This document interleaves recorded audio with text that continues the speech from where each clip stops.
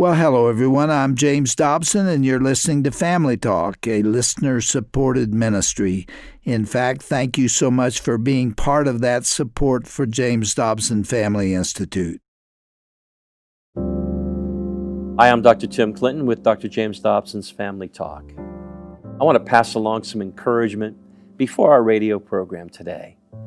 In Isaiah 41:10, the Lord says to the prophet, "Do not fear, for I am with you. Do not anxiously look about you, for I am your God. I will strengthen you. Surely I will help you. Surely I will uphold you with my righteous right hand." There's obviously a great deal of assurance and comfort in that verse, especially in these difficult times. But I want to highlight one phrase in particular: God's righteous right hand. God's right hand stands for His power and divine control. It's also the evidence of His fulfilled promises. So when He tells us that He will be there to help us in times of trouble, we can count on it. Place your hope in the presence, authority, and strength of our God, because He sent His only Son just for you. With that, let's begin.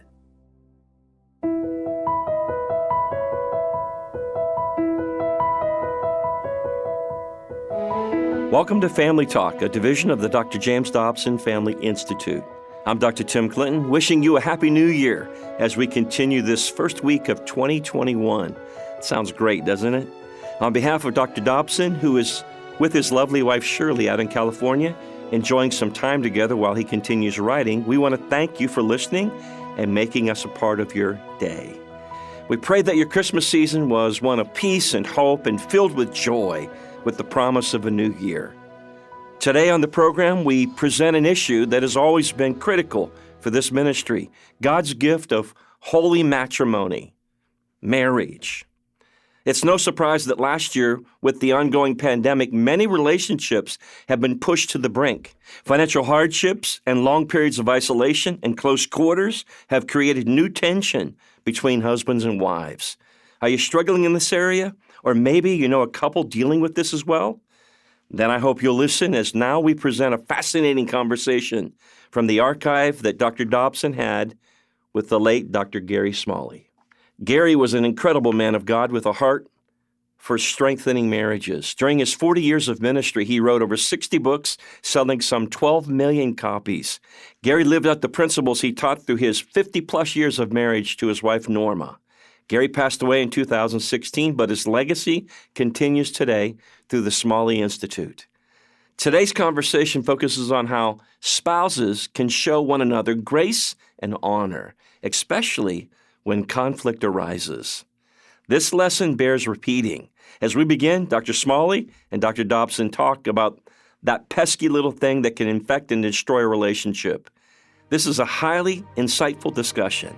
With that, let's begin on today's edition of Dr. James Dobson's Family Talk. Let's imagine that we have a unity candle here that you would see at a typical wedding. You have the two smaller candles on the outside that are lit already, and then you have the one center candle that's not lit.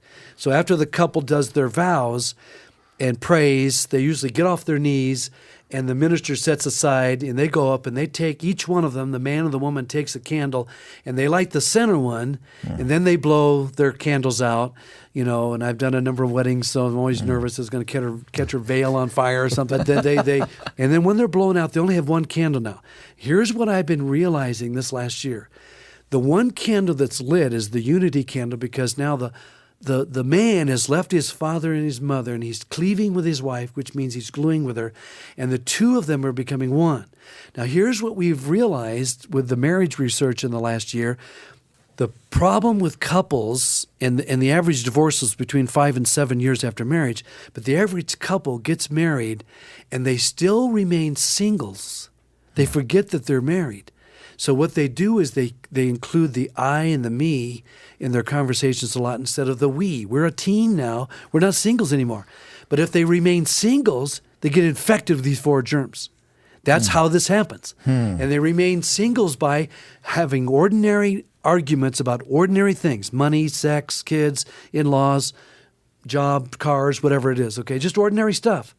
But what they do is they approach every argument as a single, and they try to win their position, which is remaining a single.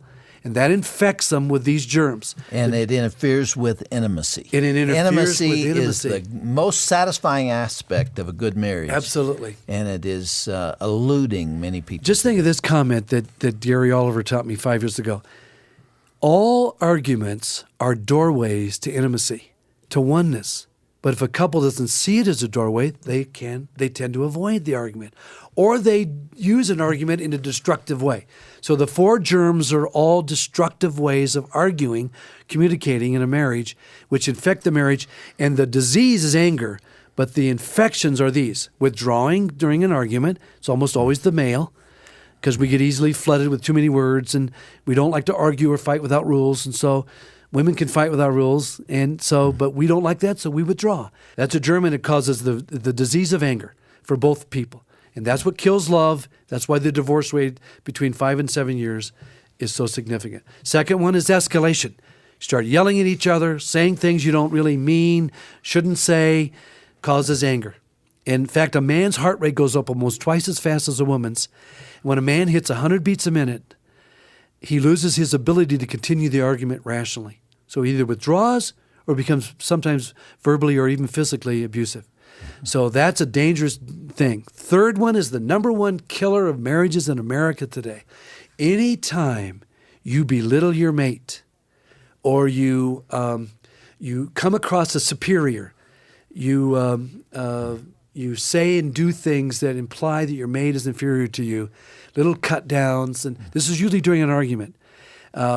Listen how fascinating, and you may have heard this before, but Dr. John Gottman has studied couples over a weekend where they videotape everything that goes on over the weekend. Yeah. There's a muscle on a man's face right here. It's right here on the edge of his mouth.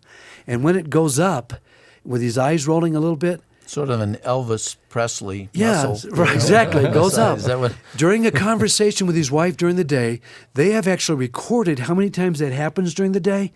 They have a scientific name for that muscle, but and I can never remember it. But anyway, they can tell a woman what kind of diseases she will have 3 years later, depending on the number of times that muscle goes up during the day. And it's not just men. I mean, women are great at this. I mean, they can put us down so fast. And that is the most destructive disease, which is the exact opposite of the major commandment in Scripture of considering others to be more valuable than you consider yourself. It never ceases to amaze me, the power of words. Yeah. They're so easy to say. Yeah. You don't even have to think much to Right. say these terribly powerful words. Yeah. And in fact, God himself identified himself with the word. Exactly.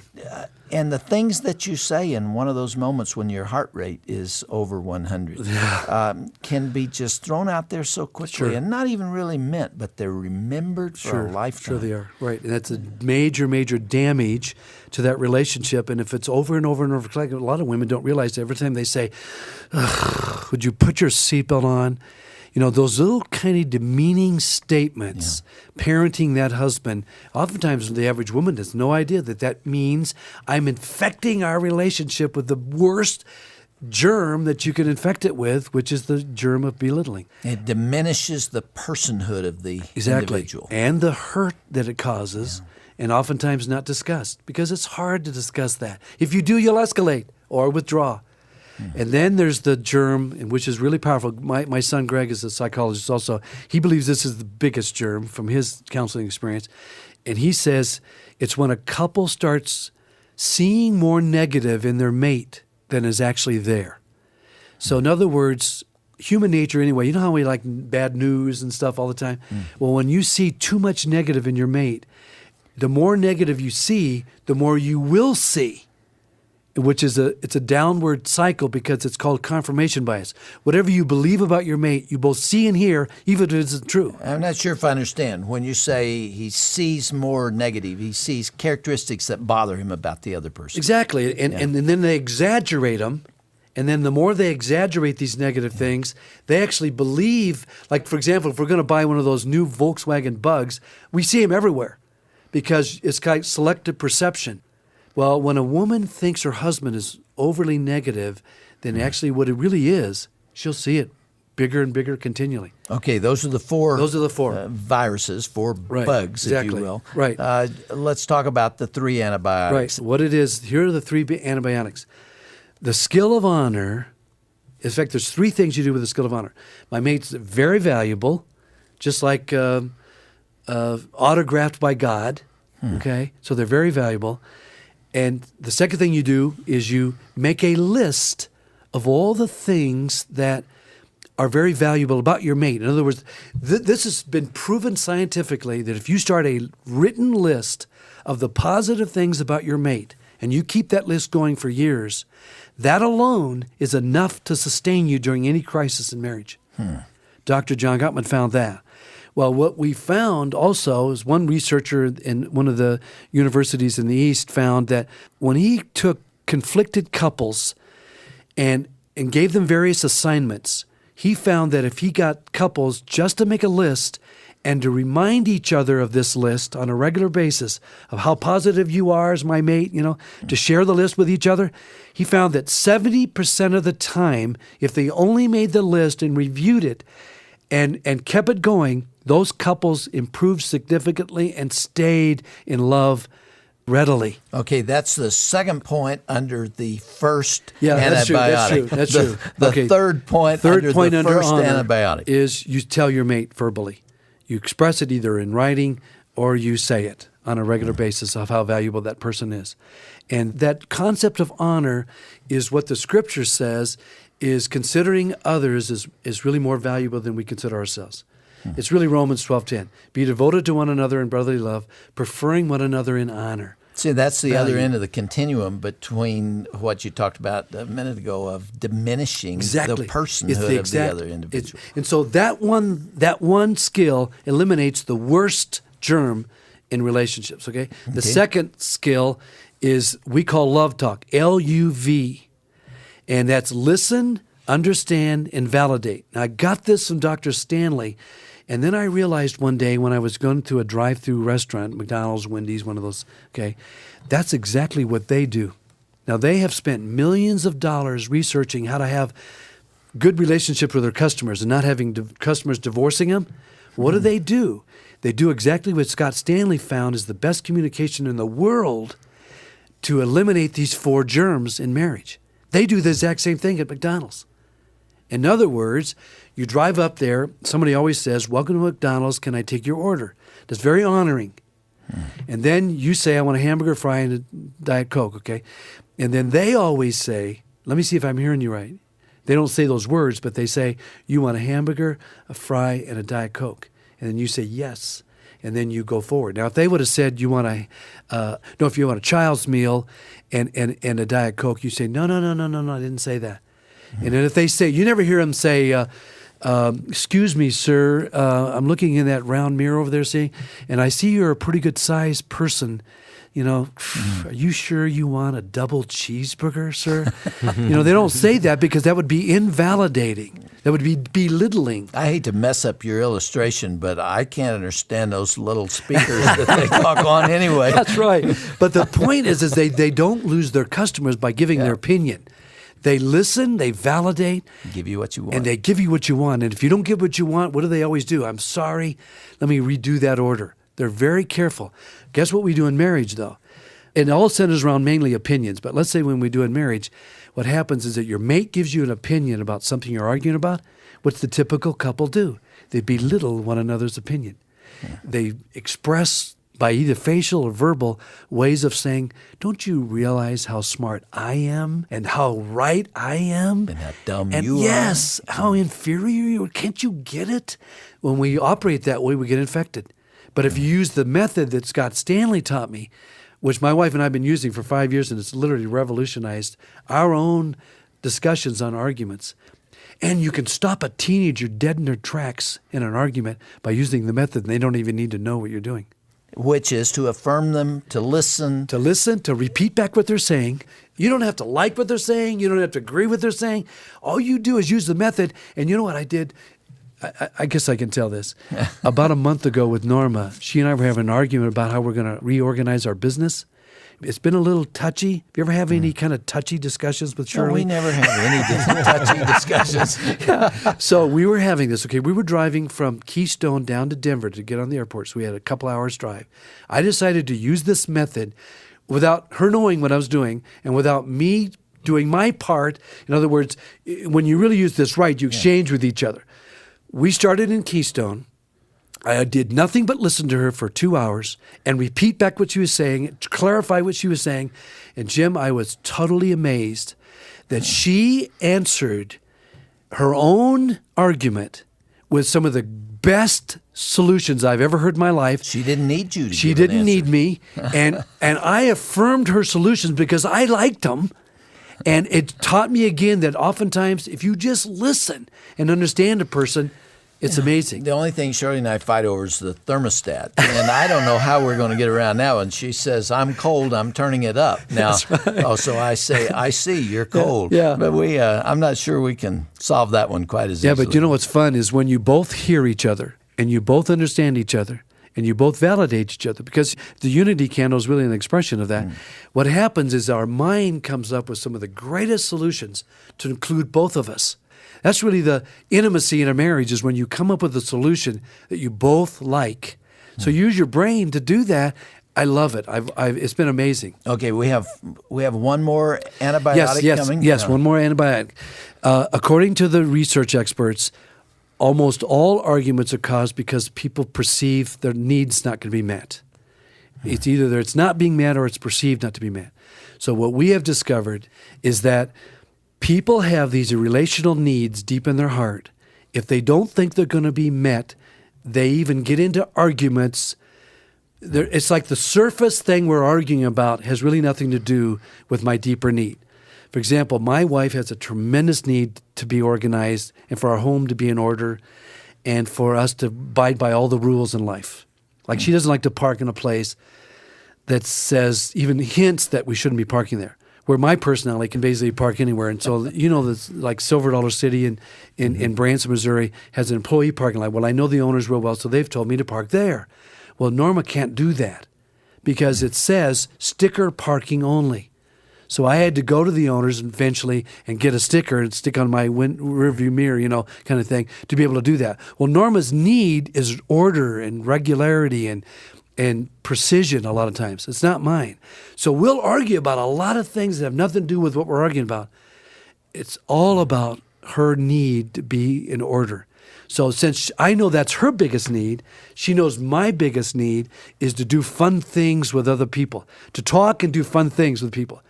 Since she knows that's my need, she falls over herself to make sure that need is met in my life. When you think about that unity candle, it's really incredible that you can bring these two very different personalities together. Exactly. And that they can mesh with one another. And the fun thing is we can use our brain that God gave us to find out what her need is. She finds out what my need is. And we don't have to hassle each other over these trivial arguments that we had for years because we really are attending. Oh, here's another great statistic.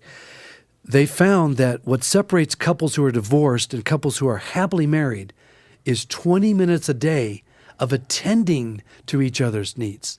Just 20 minutes. Everybody has 20 minutes. And if you know what that need is and you attend to it, it's amazing. So here again, if I know what infects my marriage, incidentally, Norma and I do not escalate anymore. Never. When we start, which I'm the one that usually wants to start, what happens is that one of us remembers that this is a germ, and so we don't do it anymore. And we never do it on vacation. In fact, there we don't are even... those hot buttons, those things that really set us off. Exactly. When you see those coming, what do you do? Well, one of us says time out. And we both say to each other from time to time, that's not acceptable. And so we don't go that way. Now, another thing Norma does, which has really been powerful for my life, is we have 3 people in Branson who are like our 911 group.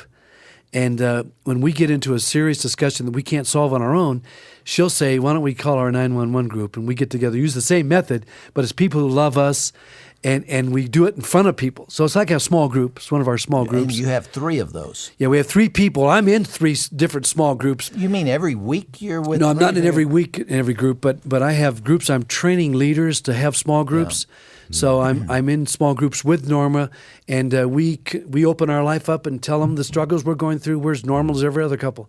I mean, every couple goes through pretty similar things, and so we're able to be as transparent as we need to be because we're like everybody else. And you have confidence that won't be shared with anybody and won't be They can share it with you. I make my living sharing that. That's how I make my living. I mean, all my books talk about my screw-ups. So, that's what I do. And you know what? You'd think I'd get this stuff down someday. And I got to be reminded. And it's amazing. Well, what would you say, Gary, to a young couple? They've just been married a week or 2, and they haven't had all these problems yet. They're still on the honeymoon emotionally. Right. And they want to live together forever. They want their marriage to have intimacy. They want to do the right things. Yeah. Where do they start? I would say that they can't let another month go by without finding the great materials that are available. Yeah. They got to get training, and they got to get into a mentor group, small group, and keep that training going. They'll be amazed.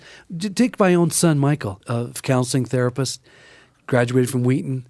18 hours after he got wedded, he wasn't speaking to his wife.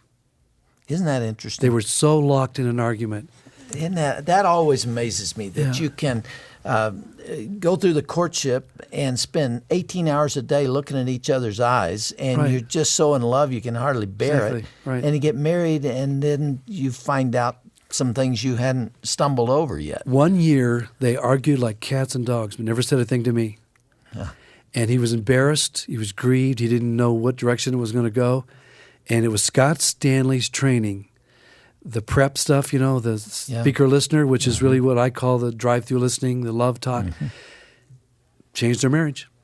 You get your stuff out of the Word, and if it is consistent with what you find there, you can be pretty sure that it's going to be right. That's 1 Timothy 6:3. Is it consistent with what Jesus taught, and will it lead to godly living? So my favorite verses. Is it still possible to live together for a lifetime? Absolutely. There's so much. Any couple, and in fact, we even have our own counseling center at our center now with licensed counselors. We see some of the most impossible situations turn right around. So there's hope for, I don't care what couple, whatever they're dealing with, I know there's hope today. Now, I would like to offer that hope to those who are listening to us now and whose marriages are in serious trouble. I mean, there are a lot of them out there, and they've contemplated divorce. They see no way out. There is hope for those folks. I taught a Sunday school class back in the 70s and early 80s, I think for 12, 14 years. It was a big class, and it was made up of young married couples. There were as many as 100, 150 people there. And out of that class, there were about 20 people who were threatened with the most serious marital difficulties, primarily infidelity. And most of those people survived as a couple, and most of them are still married today. So it is possible to face those things and to overcome them. But when you're in the middle of them or you're easing into them, it seems so impossible. Gary, it's always fun to have you here. Thank you. You're a good man. I love it. Tell Norma I'm mad at her for not coming. We'll catch it next time. That's right. We're going to have to go back to Branson. I love that place. You're welcome anytime. Last time I was there, you took me to the most incredible fishing hole I've ever seen in Dogwood my life. Canyon. Right. Is that open to the public Absolutely. now? Is it really? Yep. And it's more than just fishing now. It's hiking, biking. Well, come back and see us again, Okay, thank you very much.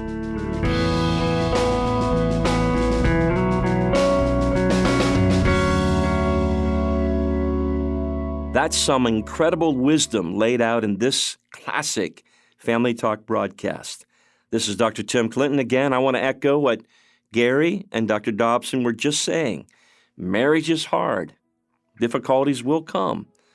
But disagreements and times of disharmony don't need to end in divorce. Fight for your relationship. It'll be worth it in the end. If you'd like to learn more about the late Gary Smalley or pick up other useful resources, go to drjamesdobson.org. drjamesdobson.org. Once there, on today's broadcast page, you'll discover more about the Smalley Institute and the work of this godly man. Go now to drjamesdobson.org. That's drjamesdobson.org. That's all the time we have for today. Join us again tomorrow for more of Dr. James Dobson's Family Talk. Have a blessed day. This has been a presentation of the Dr. James Dobson Family Institute. Hello, everyone. Roger Marsh here for Dr. James Dobson's Family Talk. The news comes in all shapes, sizes, and formats these days, but how do you cut through all the noise and get to the heart of the matters that affect your family? Well, come to Dr. James Dobson's Family Talk and sign up for Dr. Dobson's monthly newsletter. You'll find clarity on tough issues, encouragement for daily life, and trusted principles to help you build strong, healthy, and connected families. Go to drjamesdobson.org and sign up today. That's drjamesdobson.org.